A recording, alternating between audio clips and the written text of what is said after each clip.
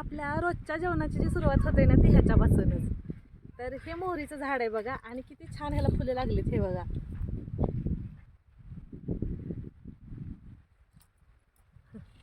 आणि या इकडे तुम्हाला शेंगा दाखवते मी.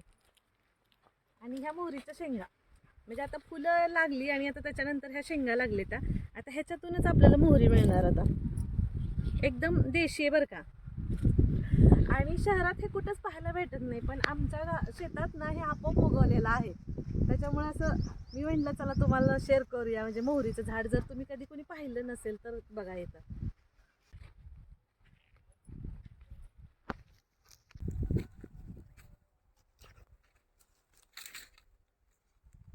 ह्याच्या शेंगा आता बऱ्यापैकी म्हणजे आता वाळलेत. आता ह्याची तुम्हाला मोहरी काढून दाखवते मी.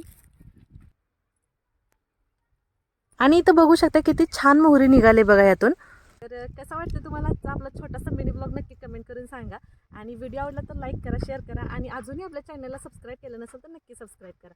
चला भेटू परत छानशा ब्लॉगमध्ये. तोपर्यंत बाय.